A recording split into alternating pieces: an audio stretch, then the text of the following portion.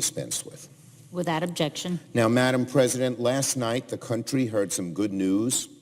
The members of the conference committee announced a tentative agreement to keep the government open past Friday, as well as provide additional border security.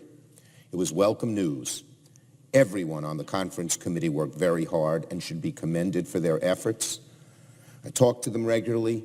Everyone wanted to get something done. Everyone wanted to avoid a government shutdown. And so while the details are still being hammered out, the tentative agreement represents a path forward for our country, away from another round of fraught negotiations up against a government funding cliff, away from a dreaded government shutdown. Over the past few months, we've been lurching from one manufactured crisis to another. It would be a wonderful thing for this Congress to pass bills that settle the budget issues for the rest of this year and for the country to finally move past. Hopefully, that's what this agreement will portend. Hopefully, this agreement means that there won't be another government shutdown on Friday, sparing the country another nightmare of furloughed federal employees, snarled airports, and economic hardship. And hopefully, it means that we will pass not only the DHS appropriations bill, but all 6 other appropriations bills done in a bipartisan way that have been caught in the tangle of these negotiations since last year. Each of these bills is a product of bipartisan consensus. Each contains more support for programs to help the American people, additional funding for infrastructure, housing, money to combat the opioid crisis, and more. We should pass these appropriations bills alongside this agreement on DHS. These months of shutdown politics must come to an end. We now have a bipartisan proposal to accomplish our goals, better secure the border, and avoid another senseless government shutdown. I don't know the details, but the parameters of this are good. So I thank the members of the conference committee. And I'd make one more point. I urge President Trump to sign this agreement.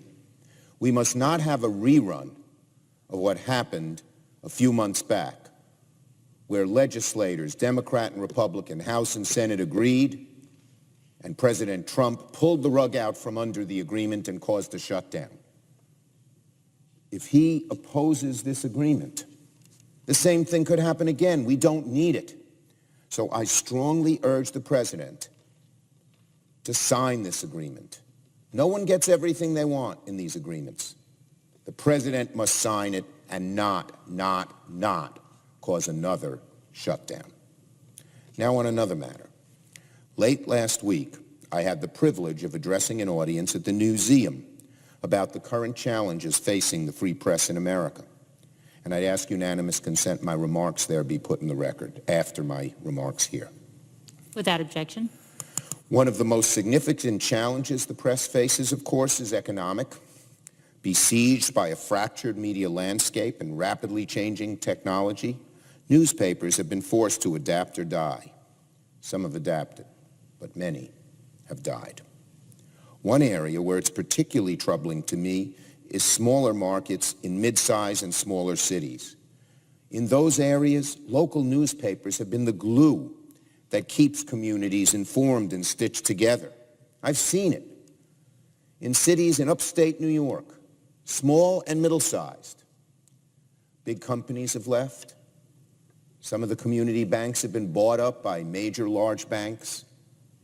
And the things that keep a community together are greatly deteriorating. Newspapers are one of the few glues these communities have. They are vital, way beyond the profit and loss that they might make.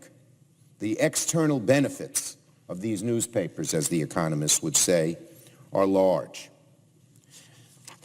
But they're in trouble because of all the economic issues I mentioned. Now there's a new threat on the horizon.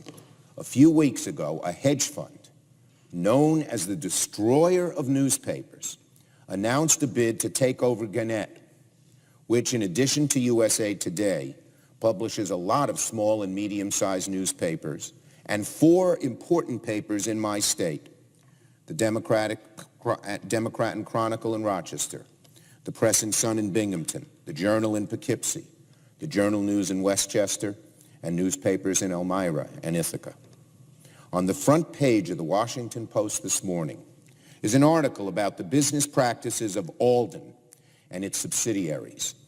Essentially, Alden's strategy is to buy up newspapers, cut staff, and then sell the commercial real estate of newsrooms and printing presses for profits. The article quotes several experts who have said of Alden, quote, "They are the ultimate cash flow mercenary. They want to find cash flow and bleed it to death. Their principle is, quote, no new investment and sell off what you can while you can, according to analysts who study them." An analysis of the newspapers owned by Alden revealed that they cut newspaper staff at more than twice the rate of competitors. And it's in all likelihood when they sell the real estate, the vast majority of the money does not go to revitalizing newspapers, as the newspaper itself would do when it sells real estate, but goes elsewhere. For Alden Global Capital, the hedge fund, the acquisition and streamlining of Gannett Papers might increase its profits a couple of percentage points, but the loss of the Press and Sun and Democrat and Chronicle would be incalculable. Let me ask the American people, and every one of my colleagues here, what's more important, having our newspapers, which are so important to local communities, go on, or having a hedge fund raise its market profits by 5 points if they're public, or by a certain amount? What is more important? I would argue the newspapers. The Gannett Consortium was already the result of consolidated news business. One reporter working multiple beats, placing stories in multiple newspapers. I've seen that in upstate New York. What was already an unburdened, undersourced operation now faces potential annihilation by an indifferent media conglomerate backed by an even more indifferent hedge fund. Well, what do we do about this? I don't know how to solve the broader economic problem for newspapers, big and small. I hope there is one. But the only antidote to these problems I have seen is the rarer and rarer presence of generous, civic-minded families and new individuals who own news outlets for the right reasons, not simply to maximize profits, although profit is still important, but because they feel an obligation to advance journalism for the greater benefit of us all. Everyone's seen this work at flagship newspapers, but the family model has worked in smaller markets as well, including several papers in upstate New York. So I would propose that charitably inclined institutions and individuals should begin to think of journalism as a philanthropic endeavor.